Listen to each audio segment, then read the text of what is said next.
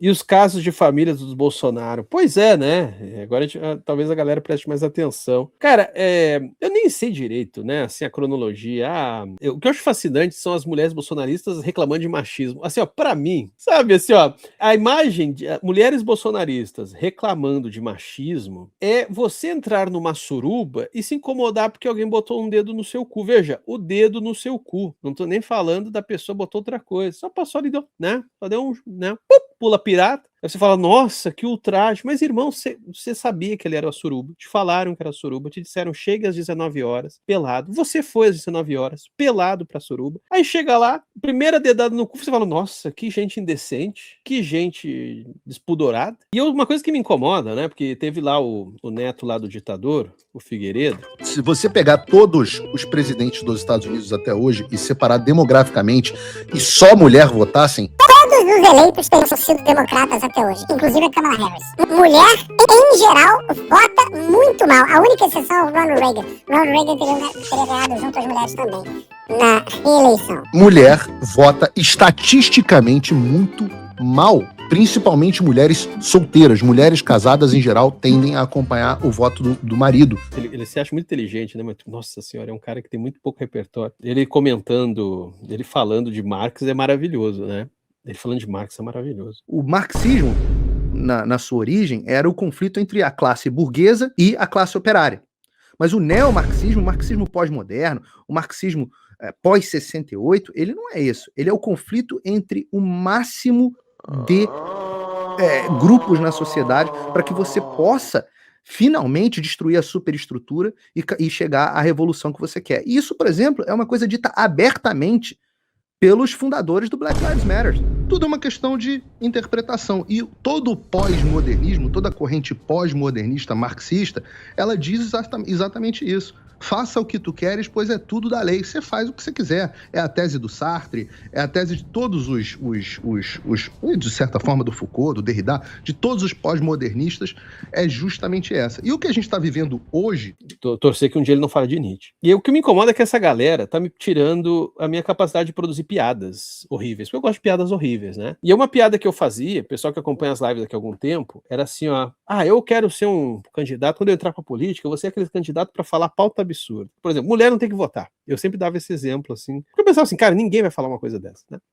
Mas o Brasil estraga, porque agora tem quem fale coisas assim, né? Ou tá chegando nesse ponto. Porque esse papo de que mulher vota mal é pra, no final, dizer, então não vota. Então mulher não vota. Então mulher, então não vamos nem deixar a mulher votar. Tem sentido, que eles estão estragando. Mas enfim, sobre as tretas familiares, aí vai lá o Flávio, volta o cão arrependido, com suas orelhas, como é que é? Não sei o que faz, rabo entre as pernas, como é que é? Como é que era o do Chaves? Com suas orelhas tão fartas, com o seu osso ruído e com o rabo entre as patas. É o Flávio, né? Aí o Flávio Bolsonaro tá tendo que contemporizar, papapá, com certeza vai se vingar horrores depois de passar as eleições, mas agora tá engolindo sapos, precisa fingir que tá tudo bem, né? Olha, eu vou dizer um termo que a gente usa no Rio Grande do Sul, tá? É uma bagacerama, é uma chinelagem, assim, é um barraco nível daquele teu parente que você nunca gostou, tá ligado? O povo, rafuagem fudida, cara, é a família Bolsonaro. Eles transformam em um problema internacional os barracos que eles ficam arranjando pra si. Lula só sorri, né, cara? O Lula é o Haaland, né, cara? Quando derem a bola no pé dele, daí ele faz alguma coisa, mas enquanto ele topa ficar o primeiro tempo totalmente sem fazer porra nenhuma, porque no segundo tempo ele vai lá e vai fazer. O Lula tá dando uma de Haaland. Pô, queria ter visto meu professor de estética favorito, o único que conheço, fazer análise do vídeo da Micheque, mas já passou o trem. Não, e era 20 minutos, cara.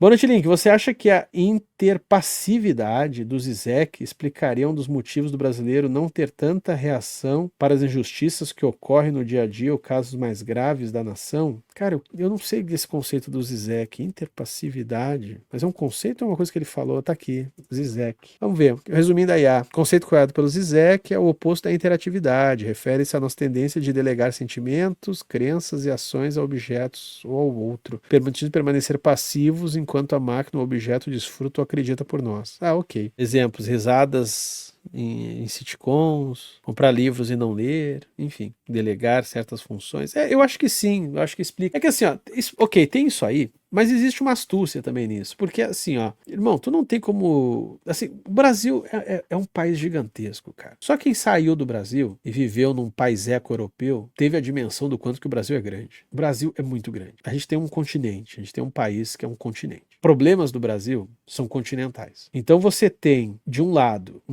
uma certa passividade, ou como eu chamo de uma interpassividade, ou seja, em vez de você interagir, se colocar ativamente numa relação, você se coloca passivamente naquela relação, meio que do tipo delegando para os outros, mas enfim, ao mesmo tempo que tem isso no brasileiro, aquela coisa de os outros que resolvam, ao mesmo tempo isso tem uma astúcia, porque realmente você não tem como resolver sozinho, tudo é grande demais, entende? Tudo é muito grande. Então, existe aí também, acho que um certo procedimento de astúcia pessoal, dizer assim, cara, eu não vou ter como resolver tudo. Então, eu vou garantir para o meu lado, para a minha família. Porque esse Brasil, que parece não se importar com as tragédias do Brasil, é um Brasil que, por sua vez, valoriza muito a instituição família. Por que valoriza a instituição família? Porque a família vira aquele reduto de proteção, de blindagem. Então, assim, não se importa até que atinja um familiar seu, tá entendendo? Porque como tudo é muito colossal, tudo é muito grande, então você começa a pensar em uma lógica quase de clã. Você fecha pro clã. Não tem como eu lidar com tudo isso. Então, na verdade, eu não vejo assim uma total passividade, porque quando se trata de lógica de pensar pela família, o brasileiro é muito ativo, tá? O que eu vejo é uma incapacidade de contemplar e de se colocar como alguém que enxerga brechas, enxerga formas de mudar o Brasil, vamos dizer assim. Como você não consegue enxergar nisso, porque você está falando de mudar uma coisa que é grande demais, você fecha. Entendeu? Você tem o sentimento oposto. Então tá, não vou conseguir mexer nisso aqui tudo. Em compensação, eu estou vendo os problemas. Então eu vou criar uma muralha simbólica, ou mesmo material, que é o dinheiro. Não, eu não acho que essa questão, essa defesa da família é uma coisa que surge com os evangélicos. Eu acho que até foi estupidez deixar que isso ficasse como se fosse algo que só os evangélicos defendessem, ou coisa que fosse. A instituição família é uma coisa que tem uma força no Brasil, e a instituição família ela costuma ter força quando você tem um Estado que se mostra, quando você tem um Estado nas diferentes esferas, né, municipal, estadual, federal, um Estado que se mostra distante, ou que se mostra instável, ou que se mostra inseguro. Aliás, isso é um papo até interessante, né? Essa pauta da família, o pessoal da esquerda deixar para dizer, isso é coisa de conservador, direitista. Que burrice da porra, cara. O que uma perspectiva de esquerda tem que lutar é por uma certa pluralidade das configurações familiares, como sempre foi desde o Paleolítico, né?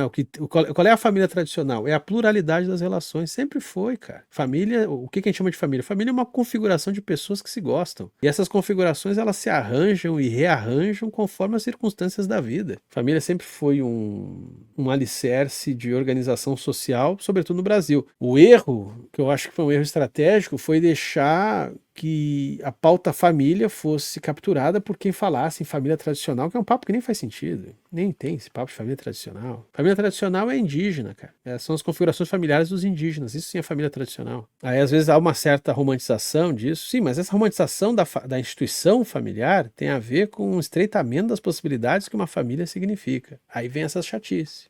Aí vem as caretices. Aí vem as carolices. Mas família é importante. Não vejo como isso pode ser desimportante no contexto brasileiro, dado por tudo que eu já falei. E tu entregar isso, como a esquerda sempre faz isso, né, cara? É isso que é foda. Olha, isso que é foda. Eu sei que eu tô muito repetitivo nessa pauta, mas assim, a esquerda dos anos 2010, com seus purismos morais, fez um estrago que a gente ainda tá correndo atrás. Porque essa esquerda purista, que ainda está aí, hoje com menos força, mas ainda está aí, tudo que é bola dividida, ela entrega para o adversário. Disputar a ideia de família. Em vez de disputar uma certa ideia de família, muito que se fez foi, então foda-se, porque família não presta, tem que desconstruir, não é nem desconstruir, é destruir a ideia de família. Desconstruir tá certo, né? Desconstruir é um processo que não é necessariamente destruir. Tem que destruir, né? Aí começa aquelas lacradas, hashtag das ideias. Esses dias eu tava discutindo, alguém me perguntou isso, foi numa live exclusiva. Alguém me perguntou, acho que no último Sarjeta Acadêmica. Ele falou assim, esse negócio, a gente tava para variar, né? É que a gente tava falando, aí a gente tava falando do Sloterdijk tava falando de Nietzsche. E alguém me perguntou assim, esse negócio de deixar o Nietzsche pra direita, né? Assim, eu falo, é a coisa mais boa que a esquerda pode fazer, né? E não tô falando só do Nietzsche, é só um exemplo, né? Toda bola dividida, é a esquerda purista, né? Tô falando de um tipo de esquerda. Ela pega e deixa para o outro. Olha que maravilha, que inteligência, né? Aí você vai deixando para o seu adversário político tudo que tem de mais forte. A ideia de família, podem ficar.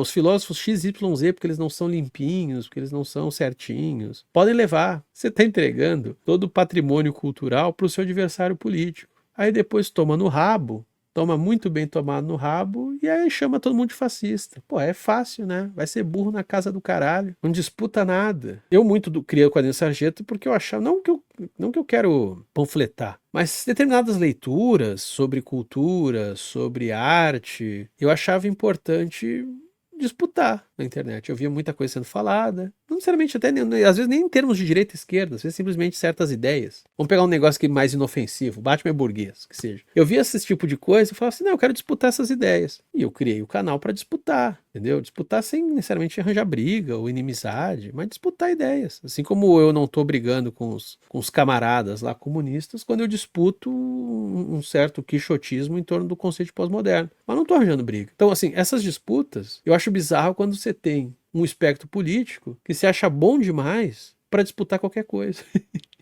Já a dark esquerda, né, do dark woke disputa tudo, aí já é o contrário. Deixa um banquete pro inimigo, não tem como dar ruim. Esse vídeo é um corte da Live do Caos que acontece no canal do Quadrinhos da Sarjeta todo domingo à noite por volta das 9h30, geralmente. Então curta e compartilhe este vídeo. E se inscreva lá no Quadrinhos da Sarjeta, assim como aqui no Cortes da Sarjeta, pessoa vagabunda.